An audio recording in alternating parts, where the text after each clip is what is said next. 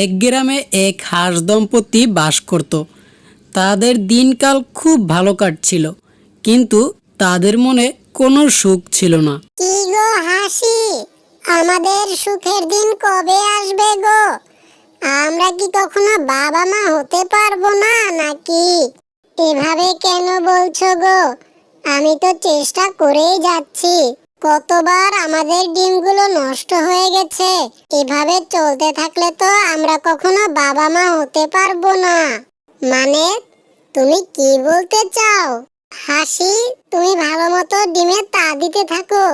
উপরওয়ালা একদিন আমাদের দিকে তাকাবেন, আর আমরা বাবা মা হতে পারবো। আমাদের এত পরিশ্রমে আমরা একদিন না একদিন বাবা মা হতে পারবো। তুমি একদম ঠিক কথা বলেছো হাসি। এভাবেই তাদের দিন কাটতে থাকে। অনেক কয়েকদিন পরে কি গো হাসি, আমাদের এবার কয়টা ডিম হলো? এবার আমাদের 3টা ডিম হয়েছে গো। এবার যেন আমাদের দিকে উপরওয়ালা মুখ তুলে তাকায়। আমার মন বলছে এবার আমরা মা বাবা হতে পারবো। এবারের ডিমগুলো থেকে বাচ্চা ফুটতেও পারে। এভাবে অনেক দিন কেটে গেল।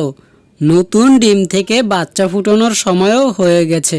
সেদিন বিকেলেই হাসি দেখতে পায় তাদের ডিম থেকে 3টে ছোট ছোট হাঁসের বাচ্চা হয়েছে।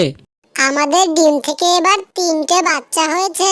তার মানে আমরা এখন বাবা মা হতে পেরেছি। ওগো, দেখে যাও, আমাদের ডিম থেকে বাচ্চা হয়েছে।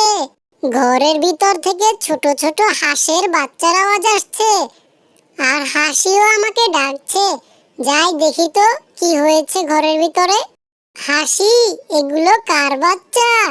ছোট ছোট অনেক সুন্দর বাচ্চা হয়েছে, এগুলো কার? ওগো, এগুলো আমাদেরই বাচ্চা। দেখো কত সুন্দর বাচ্চা হয়েছে। আমরা বাবা মা হতে পেরেছি এবার। সত্যি আমি অনেক খুশি হয়েছি হাসি। তোমার এই কথা শুনে আমি অনেক খুশি হয়েছি। আমরা বাবা মা হতে পেরেছি এবার।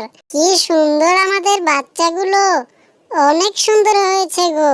আমিও অনেক খুশি হয়েছি গো। অনেক দিন পর হাঁস ও হাসির ছানা বাইরে খেলতে আসে। তখনই সেখান থেকে যাচ্ছিল এক দুষ্ট শেয়াল।